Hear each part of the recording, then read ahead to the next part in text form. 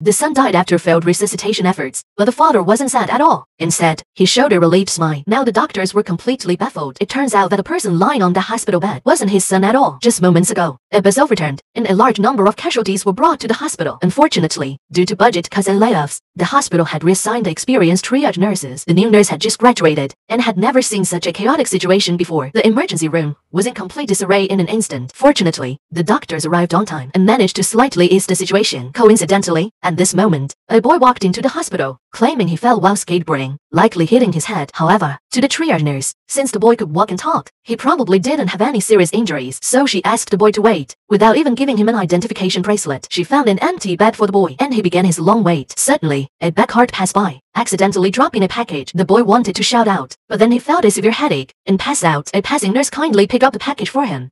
Excuse me, this isn't mine.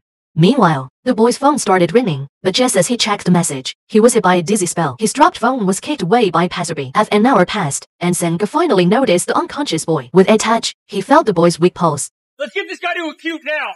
At this moment, the boy's left pupil had dilated, and preliminary assessment suggested a cerebral hemorrhage. However, due to the lack of an identification bracelet, the doctors were unaware of the boy's condition, and the triage nurse's mind was blank, constantly explaining that it was not intentional.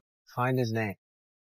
The nurse finally noticed the backpack beside the bed and successfully found the egg card, but in her nervousness, she didn't look at the photo. However, just then, the monitor started alarming. Despite Senka starting resuscitation immediately, it was too late, and the boy eventually passed away. He had a head injury. He should be on concussion protocol in urgency.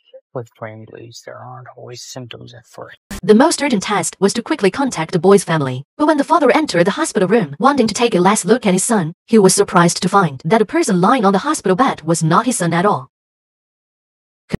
Confused, Ji and-woo could only call the police and register the boy's information. Due to the fatality, the hospital was forced to bring back the original triage nurse. In no time, the emergency room was back in order, and while cleaning up, the old nurse found an unclaimed phone. Ji and-woo then realized that this might be the deceased boy's. With a trembling heart, he dialed the emergency contact number and informed the boy's family of the situation. However, at the same time, on the other side, a newlywed couple arrived at the hospital. The husband was diagnosed with testicular cancer. However, in a cost-saving measure, the hospital had the lead surgeon perform 3 surgeries simultaneously. Overwhelmed, the surgeon accidentally removed the husband's healthy testicle.